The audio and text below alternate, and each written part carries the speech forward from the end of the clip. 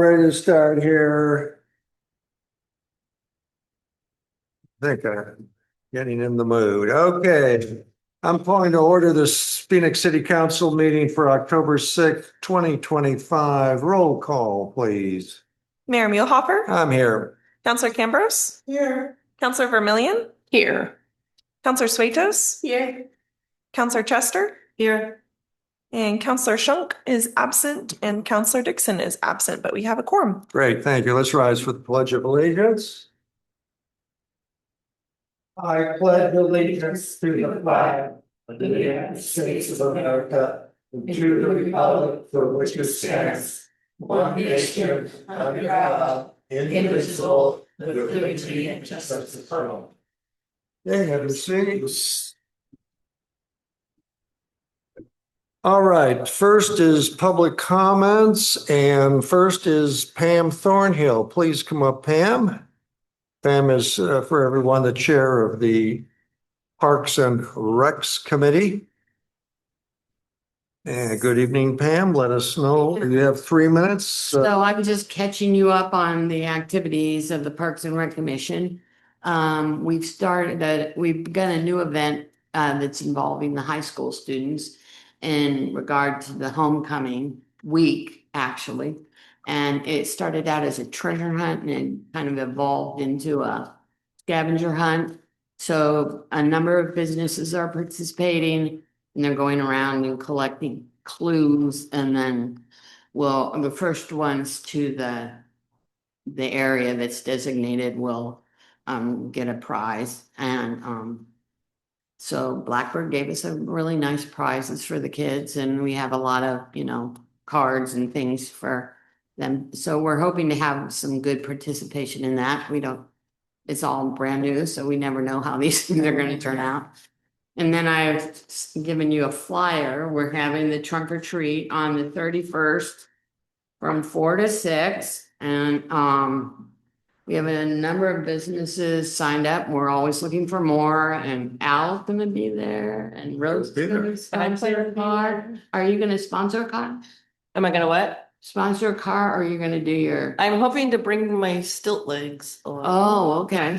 So if you know of anybody or you personally would like to sponsor a car, we'd welcome that. But they estimated 200 people last year, and there's, it's pretty clear that people are asking about it. So it sounds like the word is out and we may easily have more than 200. So, it draws quite a crowd, and we hope many of you will attend and just check it out and see what's going on. Is it indoors or outdoors? It's in the Civic Center and Foodery parking lot back down there. In the parking lot? Uh-huh. Okay, I thought it was So indoors. the fire. Just outdoors, because it's all vehicles. That makes more sense. Yeah, the fire department, the police department are participating, and we'll just fill that up as well as we can. So any questions about it? Okay, that's just about. That's it? Yeah. Okay. Do you know, Pam, how many cars participated last year? How many vehicles were Rosa done? made About them. 10 to 15. Oh, nice. Okay. Yeah, That's what we're aiming for, 10 to 20 this year. Okay. Awesome. so. Thanks, Pam. Will the parking lot be cut off from the public? Yes. Okay, Yeah, cool. it's gonna be. Public closed off, works. free. So public should all park like on the street if they. Yeah. Cool. Yeah. Good. That's a good question. Thank you. Good, thank you very much. Mr. Tony Chavez, you're up next. Please come up.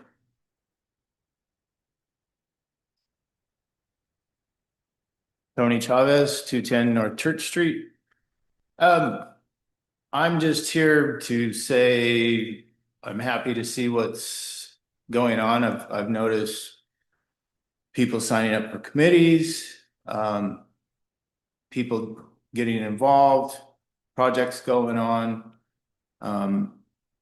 It's nice to see, one, the public stepping up, and two, people seeing the value of the public for our community.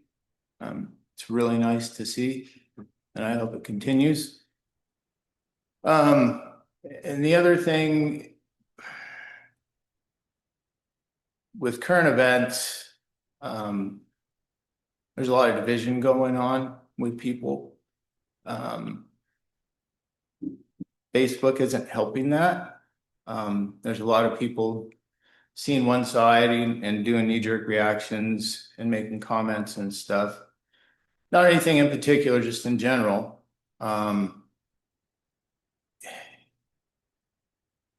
You know, those of you that were here before the fire, there was kind of some similar division going on then. And the day after the fire, all of that went away. It didn't matter what bumper sticker was on your car, what flag was in your yard. It was people helping people and coming together. I would just like to ask that we not wait for another tragedy to come together and support each other as a community. Everybody has differences. You know, Angie, you and I probably don't agree on a lot of stuff, but But we're friends. we're friends, Yeah. and the things we do agree on, we work together on. Mhm. Let's try to spread that. And regardless of what's going on nationally, we're a community. And we need to work together and find the stuff we agree on and work on that. That's it. Thank you, Tony. Very important, very It's awesome. important words for Yeah. everyone to think about these days. And I mean, the point I make to everyone, I draw a circle around Phoenix. In Phoenix, we have respect, love, and we work together. We're doing great projects. Okay, so thank you very much. All right, let's move ahead down to the consent agenda. Unless someone wants to pull anything, I'll take a motion. I move to approve the consent agenda. Have a second? I'll second. Okay, roll call. Counselor Vermillion, Yes. Counselor Chester, Yes. Counselor Sweetos, Yes. and Counselor Cambros. Yes. Motion passes. Okay, great. Thank you very much. We're going to move on then to new business. And we just had our Parks and Recs applicant, Jesse. You just showed up. Come on up. Perfect timing. So Jesse Showalter's got his application before you for Parks and Recs. And good evening and talk to us. Tell us a little bit about what you'd like to do with Parks and Recs. Let's see, I've been in Phoenix from Ashland for about the last year. And as a kid, I spent a lot of time in parks, and I go around to the different festivals. Like I went to that autumn festival in Talent, and just such a beautiful event. And we have amazing parks here. And so I thought that there'd be something that I could really get behind and find maybe some other ways that we can utilize the parks for. We used to do potlucks when I was a kid a lot, and other things, you know, parks were used for lots of different things so that all the socioeconomic backgrounds could kind of find a place or whatever. And so that and other things. And then I have a really good friend that's on the Parks Committee. So I think it'd be a fun thing to do. Yeah. There's so much growth and so many amazing things with the wetlands that are happening here. And it just kind of seems confluent with a lot of different of the growth of Phoenix. So I'm excited to give a lot of years of, I've worked in landscaping my whole life. My first job was mowing lawns, and we have great natural resources around. So that's me. Okay, I love that you put better interface for what you'd like to make Phoenix better interface with businesses, chamber, and parks, to have events that connect all to lasting growth and memories. I love that idea of melding the interface of those. Yeah, Yeah. thank you. I do too. Yeah. any other comments? No? Okay. Well, I'd like then someone to make a motion on Jesse's application. I moved to make Jesse Showalter added to Parks and Rec Committee. Have a second? I'll second. Roll call. Counselor Vermillion, Yes. Counselor Chester, Yes. Counselor Cambros, Yes. and Counselor Sweetos. Yes. Motion passes. Very good. Thank Thank you, you, Jesse. Jesse. Welcome aboard. Welcome aboard. That's great. Yeah. Appreciate it. Yeah, so that then we're full up again right there in Parks and Awesome. Rec. So it's wonderful. All right, let's move on Pause. then to number B, resolution number 1148. A resolution adopting a conceptual land use plan for urban reserve area PH 1A and a conceptual transportation plan for urban reserve. Mr. Joe Slaughter is going to talk about that. Welcome, Joe. Thank you. So my name is Joe Slaughter. I'm a consulting planner for the city of Phoenix. And in this case, I'm representing the city in reviewing, or I guess in bringing this conceptual plan forward. So basically, I'm acting as city staff tonight. I am thinking I need to change the display on this because it went back to the setting it was. So give me just a moment. Duplicate. Keep changes. Okay, so I think now, Rosa, we're ready to go. Here you are. Great, thank you. So I guess to start us off, I want to, mention that the packet that you received is a little bit out of order. There's three, the total of 5 exhibits, but there's 3 numbered exhibits, 1, 2, and 3. And then there's exhibits A and B. Exhibits A and B are exhibits to exhibit 1, which is the proposed resolution.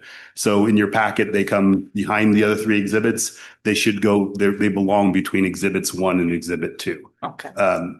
Because they are part of that resolution. So if that caused any confusion, I apologize, but that's the order and that's where they belong.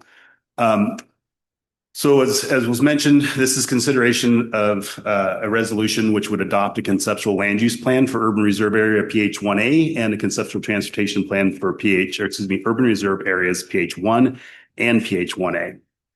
And if you don't know what that means, that's understandable because it ties into a long process that got us to these urban reserves, and I'll go over that here in a minute. But first, why is this work being done right now?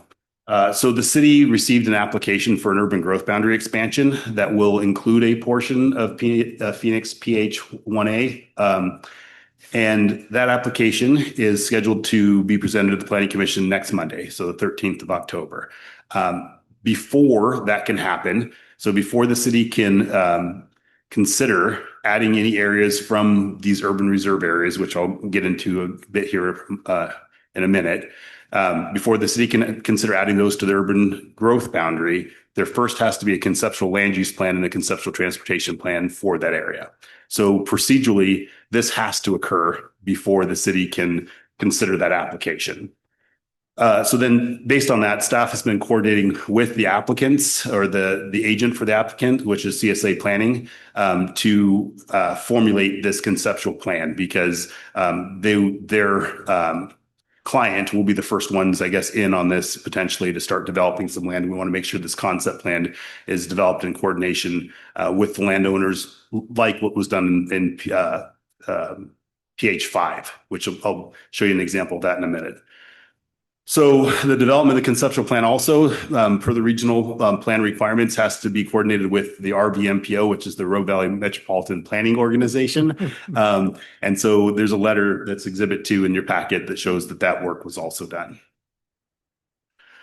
Okay, so urban reserves.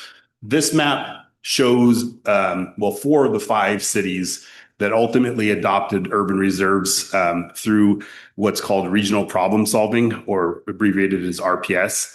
The 5th city is Eagle Point, which I could have shown, but then my map would be kind of zoomed out too far. So that's why they're cut off here. And the green areas that are around the purple areas are the urban growth boundaries, and the green areas are the urban reserve areas that remain. So Medford, for instance, has added a large portion of their urban reserve areas to the urban growth boundary since the urban reserves were adopted, as Phoenix has, which I'll show you a little more detail of that here in a minute. But the areas you see remaining basically are the areas left from which individual cities, or the cities, I guess, that are assigned those areas, can choose from when they consider expanding their urban growth boundaries.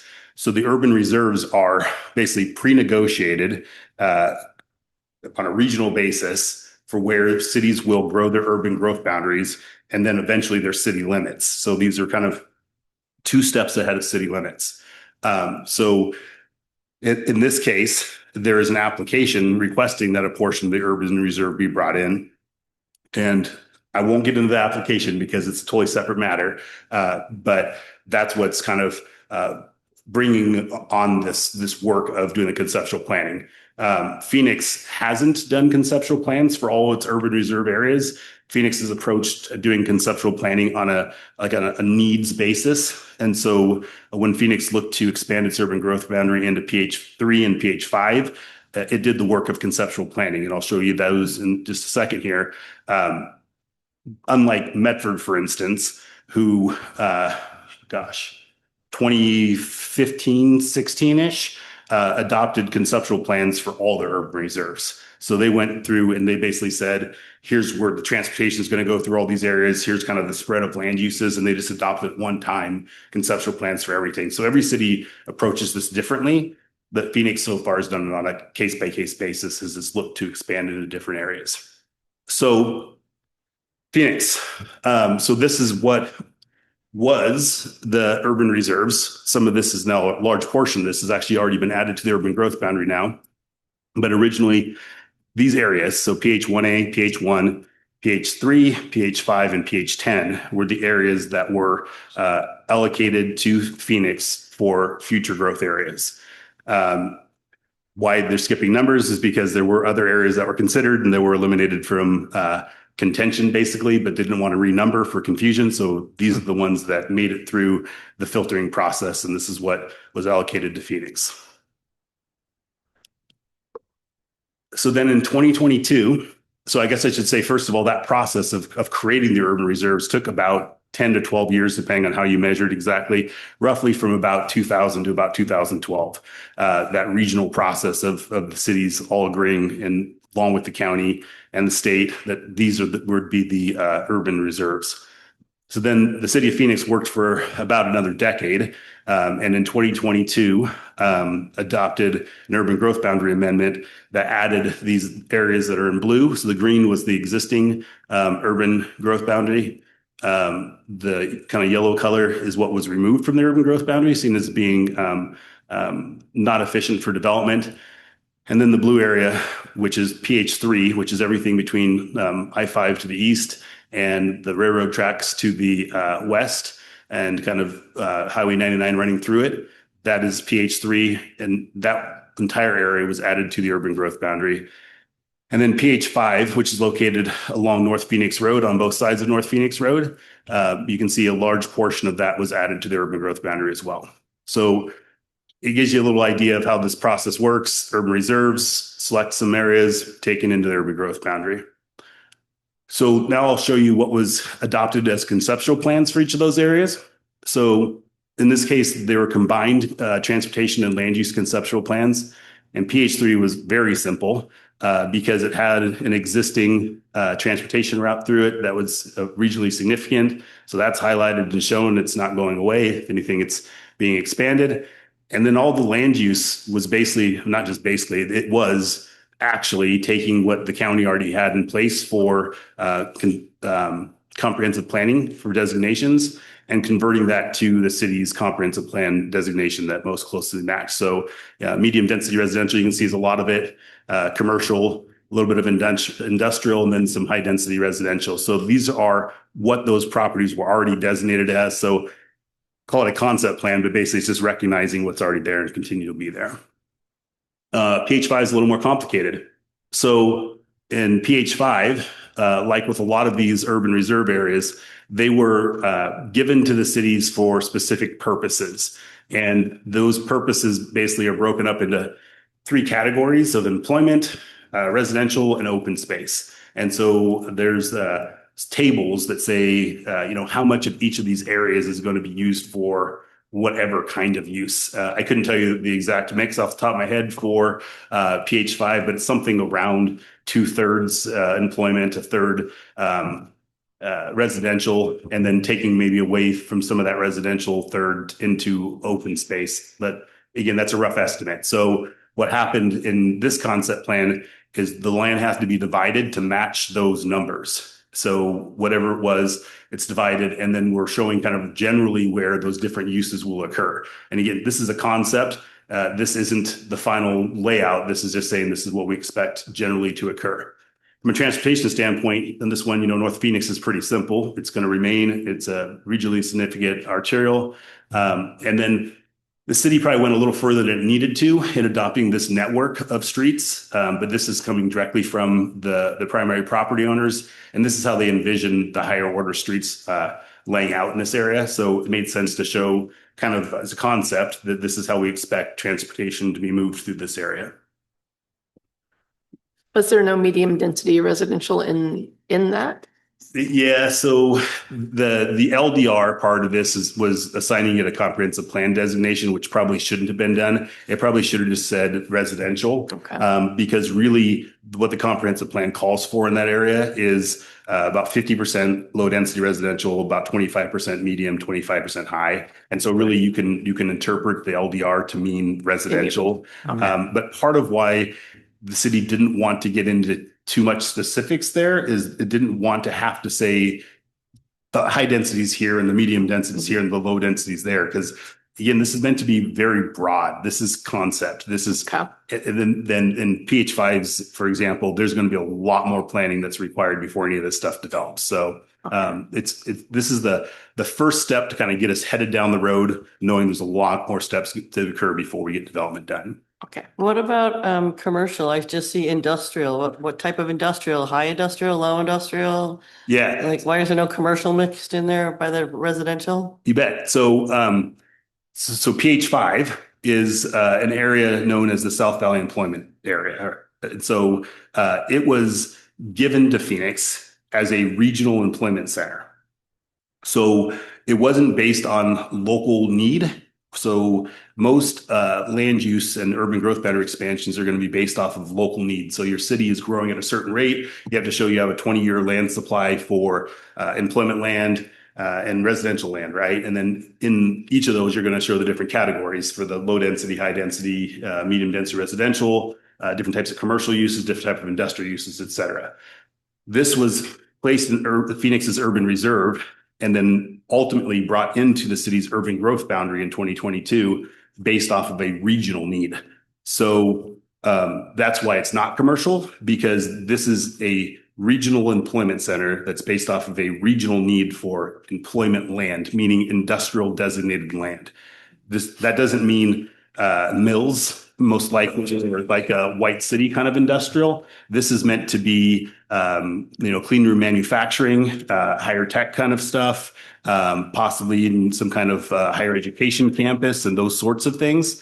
And the zoning was adopted end of 2024, I want to say, for this area. So it's actually pretty well defined in your development code, like what can happen in each of these different areas. But the answer for why no commercial is because the regional plan said this is industrial. So it wouldn't necessarily be a noisy manufacturing company next to a residential neighborhood.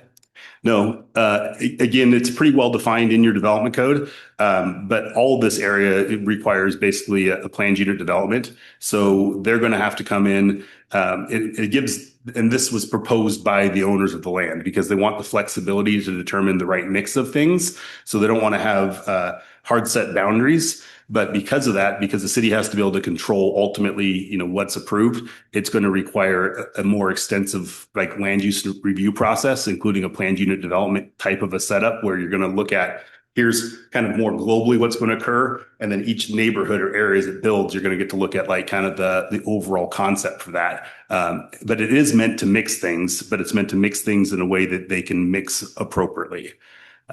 Yeah.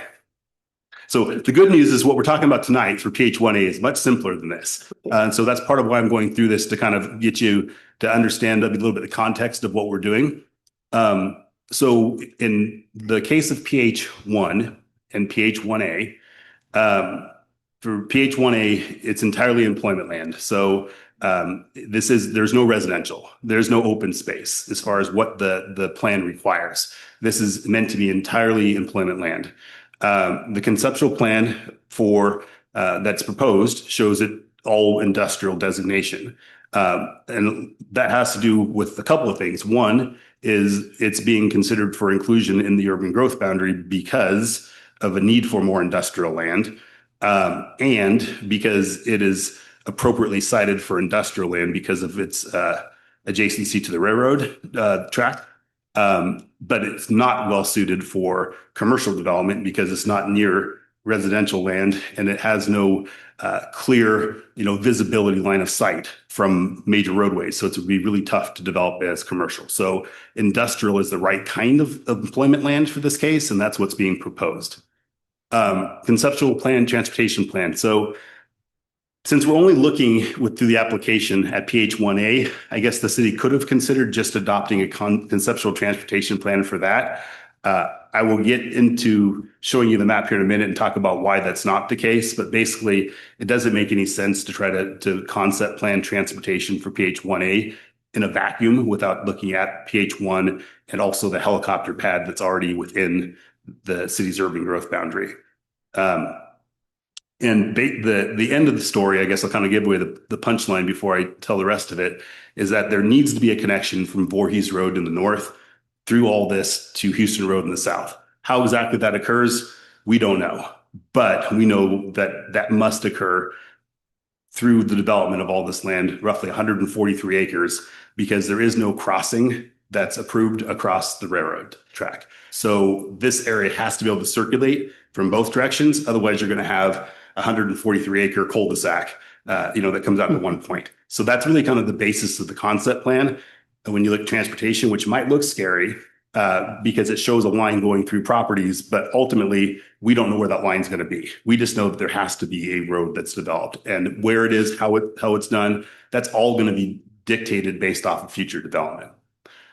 So now coming to the actual plans. So this is the conceptual land use plan. And like I said, for PH1A, it's pretty basic, right? There's one color on the map primarily. That's the industrial type. There is a little bit of green that's shown, which is shown as an ag buffer or an agricultural buffer, which can count as open space. In this case, it probably would still be designated as industrial, but the development code requires certain buffering between land uses, urban land uses and agricultural land uses. So in a lot of cases, it does make sense if you're required to have open space that you would show that as open space. In this case, it probably will be designated as industrial land. It just will have to be left open until possibly the land adjacent changes use to something other than agriculture. So I'll stop there. Any questions about why PH1 is being shown on a concept plan as being basically entirely industrial land? Okay, so now moving on. This is now the conceptual transportation plan. Like I said, it includes a much larger area. So at the top of the map, you can still see PH1A. So it's in the north part of the urban area. It abuts South Stage Road to the north, and it abuts Voorhees Road for a portion of it, barely. It's about 600 feet of frontage along Voorhees Road. You can see that there is no other frontage through all of PH1A, PH1, and then what is called the helicopter pad, which is this area that's currently in the urban growth boundary, but has no access. So none of any of the rest of that abuts any kind of street. So the only assured access you have is this location roughly 600 feet away from South Stage Road on Voorhees. There is one crossing at West Glenwood that accesses some existing uses here, but that is not a reliable location for a future street. The legitimacy of the existing crossing is even in question, and it's never been identified as something that is likely to occur as a future street connection, knowing that the railroad is not likely to allow that to occur. So again, this concept is showing a couple of things. The first thing is this need to connect all the way through this area, eventually through all what's in the urban growth boundary and reserve, and then somehow even what's outside of the current urban reserve and urban growth boundary to get down to Houston Road. It shows a couple of different options for that. This one's less impactful from a land use standpoint because you're not necessarily coming out through this whole area of EFU land, but it also causes you to have to cross Bowman Creek. And you can see that particular location for crossing could be pretty problematic. So from an environmental standpoint, probably not the best. Also, this alignment may give you a chance to actually line up with an existing street, make a four-way intersection. So there's pros and cons to either alignment. The important part is that something has to connect. And on the north side, I think it's important that we show this, because even though we can't make this connection as a street right now, because this is going to have to leave our urban reserve area, and therefore we can't bring it into the urban growth boundary right now to make this connection. It's important that we show it on a map as a desired future location, because I think the city really needs to work towards this, because South Stage Road and Voorhees will at some point be signalized. And if this really does have 143 acres of industrial traffic coming out, this will likely also be signalized. And the spacing requirements between signals is a quarter mile, and that's roughly a quarter mile away. So that's maybe a little over explanation of all this, but that is what we're looking at tonight. And any questions? Yeah, I'm just interested in that street off of Voorhees Road. That you foresee that as a city street at some point? Yes. So everything shown on this map will be a city facility at some point. All right. Yeah, because I'm aware of developers that are looking at this and thinking about, where they're going to buy land and so forth. And so there is a lot of interest. I've met people that are ready to move in here, and maybe in some cases have, to position themselves for industrial development. So it's a highly interested area, that's for sure. Yeah. Well, I mean, you bring up a good point when you ask about city streets, right? Because especially since this connection to the south is probably not going to happen for quite some time, especially through the entire thing, right? I mean, even if it starts from the south and starts from the north, it's not probably going to connect through for quite a long time. I'm not going to say when, because I don't know. But based on that, the impacts of whatever develops here in PH1A is going to be borne by City of Medford streets. The streets are going to be inside of this City of Phoenix.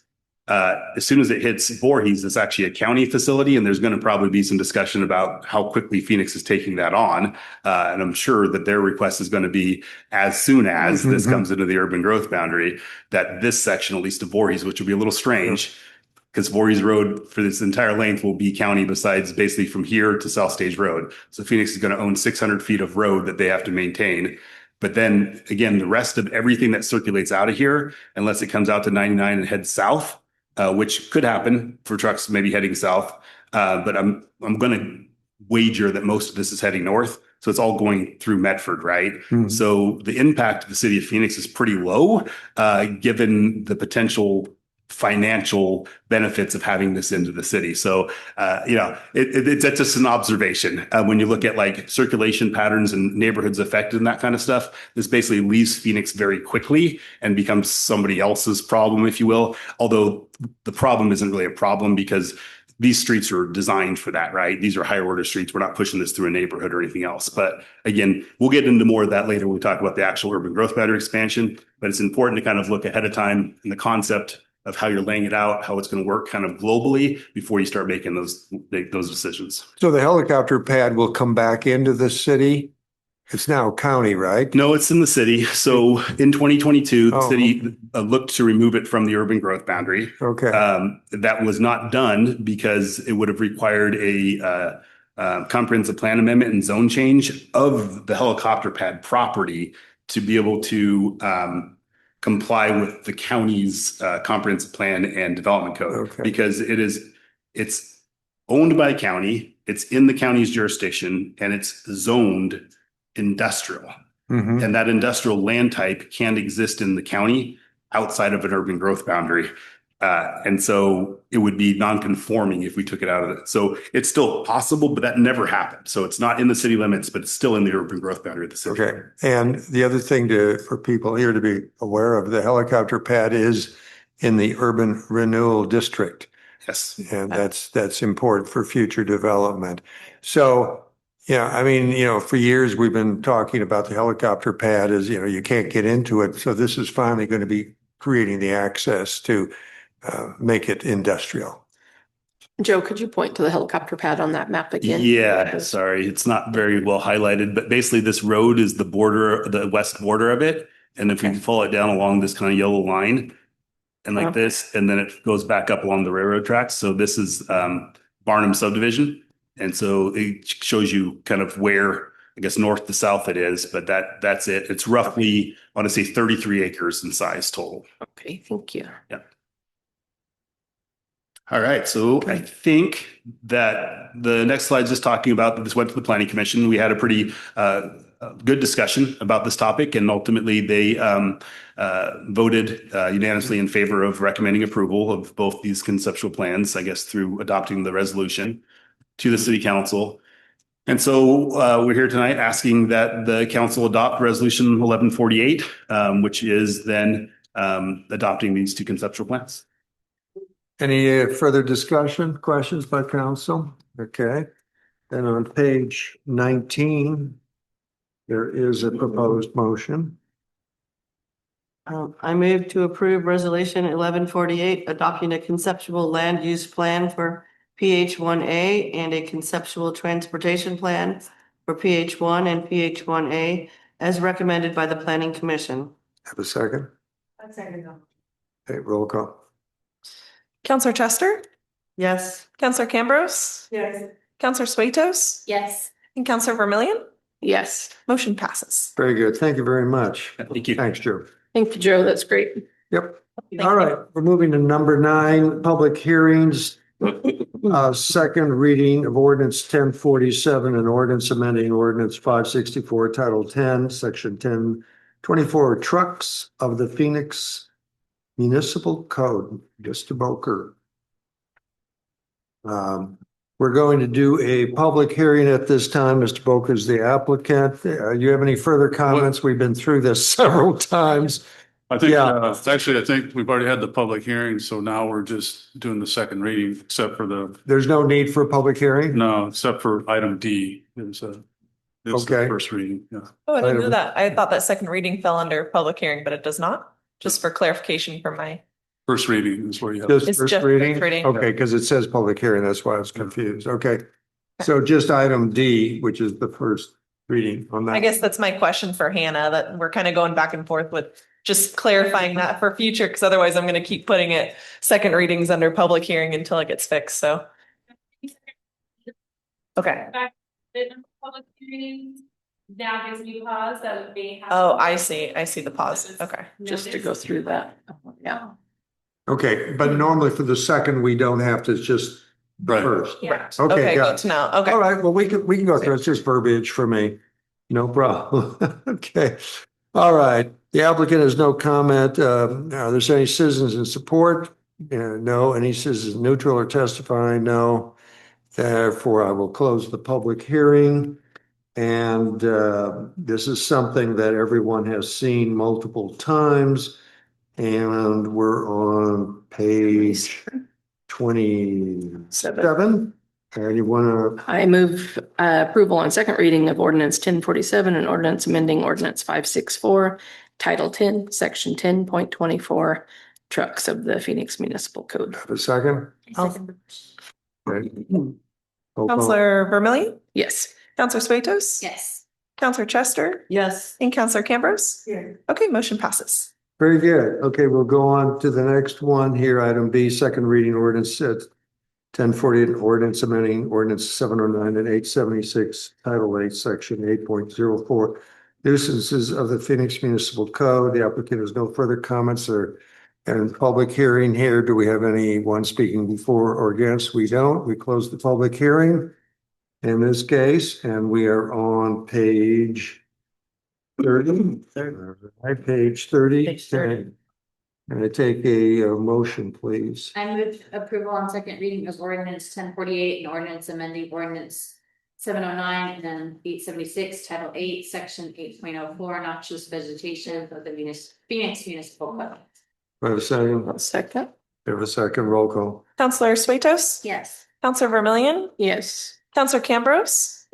And Counselor Chester. Yes. Motion passes. Very good. I'm going on number C, second reading ordinance 1049 and ordinance amending ordinance 920, adding regulations for block parties to title 12, section 12.29 of the Phoenix Municipal Code. And we'll open a hearing on that. The applicant has no further comments. Do we have any citizens for or against or neutral? We do not. I close the hearing at this time. And we are looking at page 33. I'll entertain a motion. I move approval on second reading of ordinance 1049 and ordinance amending ordinance 920, adding regulations for block parties to Title 12, Section 12.29 of the Phoenix Municipal Code. For a second. I'll second. Okay, roll call. Counselor Chester, Yes. Counselor Vermillion, Yes. Counselor Cambrose, Yes. and Counselor Suetos. Yes. Motion passes.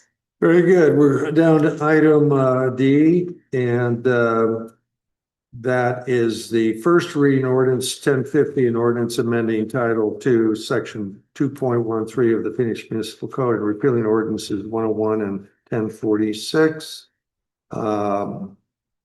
I'm opening a public hearing on it. Do we have an applicant on this? Anyone? Mr. Swanson, do you want to speak for it? Sure, I think this is the changes we want to make to our Parks Commission, expanding, delegating different roles to the city recorder, and then instead of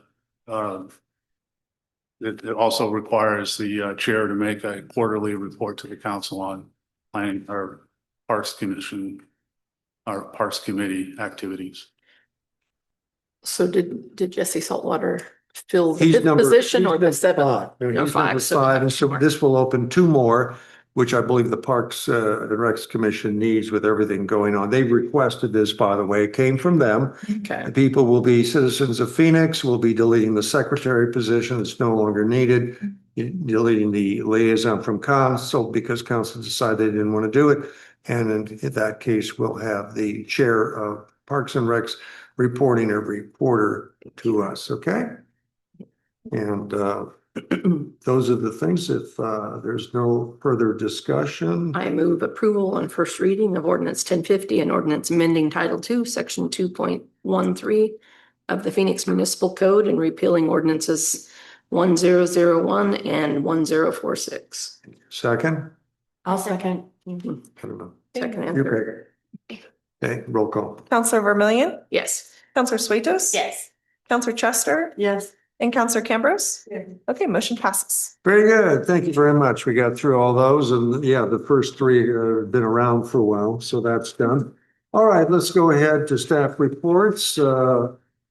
City Attorney Hannah, you've had a long afternoon here watching us perform. Any comments? It's been a fun afternoon. Here's mom. But that's all I got. Okay, great. Mr. Swanson. Just a couple of things. I want to report on a meeting I had with the regional director of ODOT. And as you recall, it's been some time ago, we had an individual that had some property that couldn't be developed like he wanted to because of the trip bank process.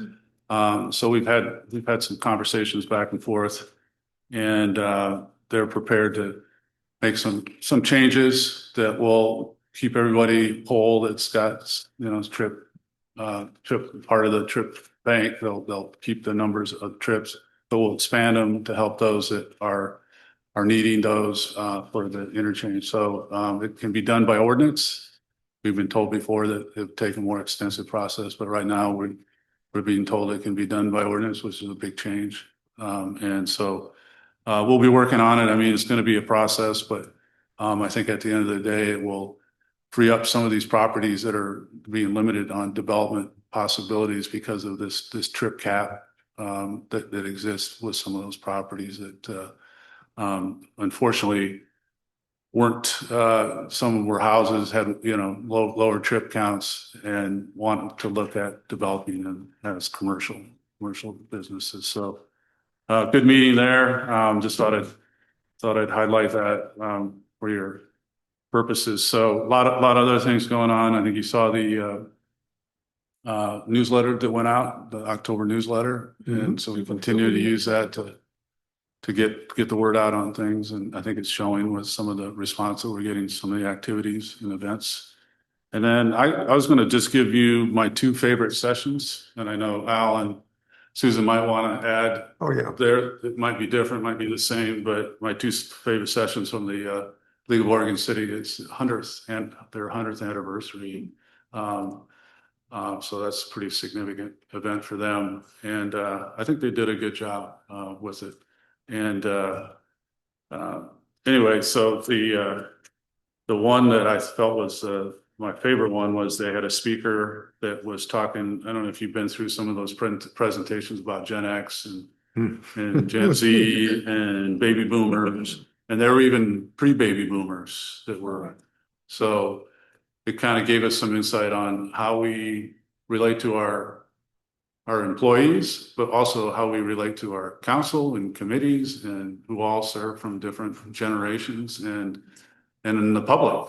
And I think from some of the things that were being suggested or some of the ideas, and especially in some of the other sessions, I think we're hitting the mark on some of the communication and trying to engage with folks. So that was a good one. The other one had to do more with, my favorite one was AI, artificial intelligence. And they actually had a pitch, they called it a pitch fest, where they had some AI companies come in and pitch their particular product that would be something that could be used for cities. And there was a really neat application that allowed through a cell phone, through an iPhone, you could mount it on the truck dashboard and drive around and get readings on the road problems, or it would rate roads based on what they're seeing on the surface and inventory those for you and give you some priorities for future. But it was the whole discussion about AI was fascinating. There's a lot of other AI markets out there, but that was one that particularly caught my attention. Chris and I will be following up with them on that. It was a good conference. Well, there was a lot of vendors there. Got a chance to talk to a lot of our vendors and potential future vendors. And so I appreciate the ability to go up there and learn more. It was fun. And regardless of what you say about Portland, I had a nice walk on the riverfront, and it was, it was Portland, but it was a fun walk. It was nice. Yeah. Been done it in a long time. So. Good. Yeah. Okay, thank you. Done. All right, well, let's start down this way. I'll go last. I always like to. Okay, I know you've got comments about Portland, right? Reflections on the convention. It was really great. We went to lots of classes and workshops and discussions regarding problem solving. City councilors each went to a different type of class for mayor or city manager. We went to one together on small city management. There was one on civility and stress management, working with difficult people. There was an ethics class we all went to.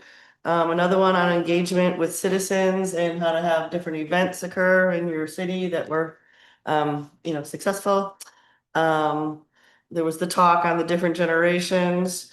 We met lots of vendors and collected information for our parks department and for signage and benches for when we do our strategic planning and all that. We met mayors, councilors, city managers from all over the state, from towns I've never heard of. And it was really fun to meet all those different people. And then after that, I'm looking forward to dressing up as the Phoenix rising from the ashes for the homecoming parade and trunk or treat on Halloween. And what else? We just met lots of really interesting people. So I'm glad we all went. It was really informative and educational. Good. Yep. Thank you. Angie. Can you remind us the date of the homecoming parade? Is that Wednesday? 15th, Wednesday the 15th. Okay. All right. I don't have anything. Tony, I appreciate your words. I appreciate your care for the city, that you show up and care for your town. I appreciate that, and the kindness. We all could use more of that. Thank you. No, everybody. Okay, let me start in here, my list. I had one citizen ask me, just Taco Bell's going in, right? It's nothing else, because people see the huge area over there. Yeah. I don't think anything else is going in there. Yeah. No, there's some empty lots around. Yeah, it's just Taco Bell. Okay, somebody I I said. don't know if that, it looks like they're using the lot. Yeah, for construction materials, yeah. Okay, yeah, I had a great meeting over at the Phoenix High School. with a business teacher and a government teacher. And so what's going to be happening in the business part of it, you met Kim Fries today for Innovation Hub, and I've connected her with the high school so that the entrepreneurs over there, the kids that want to go in that direction, are going to be meeting with Kim Fries in the future. Also, the business students are going to be meeting with Chamber of Commerce, Will Vopert, he's going to link up with them. Second semester government students, I'm going to be meeting with them, including the leadership students. We're going to have some in here. We're probably going to run a town hall at the high school. I don't think that's ever been done, but we're going to come up with some new and wild things. So I'm really excited about all that. So stand by on that. Wednesday this week at 10:30 in the morning, I'm going to be at Rogue Valley South, talking to the people in the manufactured park about what's going on. I look forward to that. Then the next day, October 9th at 10 o'clock, Royal Oaks is having a ribbon cutting ceremony. If you can make that. Yep. Okay, good. We'll be doing that. Then we have the art walk on the next day from 5 to 7. That's happening again. Oh, wait, I have to be on the news first at 6 in the morning. Yeah, yeah, I can't do it all. Tell them what I asked you to do. The Yeah. mayor has requested that I go on the news with the art council people at 6 in the morning, Channel 5. You're up early, I'm sure. She's always out with her. That'll be Thursday. I gotta sleep. I'm an old man. Anyway, yeah, so she has that. And then, of course, hey, everyone, strategic planning on Saturday, 8 to noon. Looking forward to that again. And then Tuesday, October 14th is a Chamber of Commerce business mixer. I'll be there. It's going to be at the tea place, which is you can go over there and get your tea leaves read. So good luck with that. Wednesday, October 15th is the Pirate Parade. And I'll be there. Susan's going to be there, and we're trying to get a car. And we're trying to get a car for Larry. That's still being worked on by that man. No. No, yes. Yeah, look at Thelma. So he's working on that. So, okay, that's going. Then, and I got the most exciting story from the conference for the last story for you tonight, because it'll blow your mind. Let's see, my comments about the convention. One of the things that I learned is they said any issues you have on Facebook, get a fact sheet out early on, okay? Because when you do that, then citizens can read that, and if there's controversies, they'll refer back to what the city says. So get the high ground early on issues and make sure you have factual statements on Facebook or any other platform that you're using. So I thought that was interesting. I still sense talking to people that a lot of folks are still concerned about using social media. Susan and I told our stories and we said, hey, it's great. You just know how to manage it and just never get engaged with anybody when they start up and you're fine. So I think, we got the word out about that. I mean, we learned, but also I think she and I, in some venues, were sort of teaching our way of doing things in Phoenix, and people respected that. The new category in the executive session that's now allowed, unfortunately, some councils have to meet in executive session to protect their own safety. That's very unfortunate, but now that's added as an approved category where you have to do that. Seems like few mayors do town halls. I'm one of the few that does, but I'm going to keep doing it. Yeah, our keynote speaker there talking about different generations. I thought that was really, really interesting because it helps me to try and communicate with Nicole. Thanks. No, I thought about that, Nicole. No, different generations. And there was this guy up there and he said, this is the reason you don't understand, you baby boomers. You know, you got all the money, you got all the control, you know how to get things done, but you got to be able to, anyway. No, I'm joking. No. But it was interesting. And the guy was fabulous. He was all over the stage. He really got your attention. So the other things that came up that I thought were good that we're already doing, and I'm not going to go into details, have strong governance policies. I mean, I can give you an example. I mean, we take every vote and we, by name, so we have a record of what we've done. I think we have great respect on council. That's not the case in all places I've found out. Some have got chaos going on. One of the things I think we need to do in the future, down the road, no one's going to like this, but I think we need to review our charter and city council rules of procedures. They haven't been done for years, but that's coming. And, not now. We're going to get through strategic planning, but I learned a lot about evaluating the city manager. Eric has already seen some of this. I've sent it to Becca Pearson. A lot of positive ideas that you will see here on council when we bring it to you. But that was really an important session for me. I thought that was great. Also learned that you have to have strong interactions with citizens. That's really, really critical. And then the last thing, I couldn't believe this. I had to have this explained to me twice. Now, there's a guy that's a city manager there. This is the last point. And he says, you think you have crises? I want to tell you. And I'm not going to name the city because it's not being recorded. There's a mayor and there's 6 council members. And in the last 30 months, they've had 3 mayors and 13 counselors. They stay a few weeks, a month, gone, back and forth. And he says it's pure crisis. We have no government. 13 and 3. Wow. There's nothing like that in the Rogue Valley. It's unheard of here. But the point is that's happening somewhere. Wow, that was amazing. With that, words. Gratitude, that's all we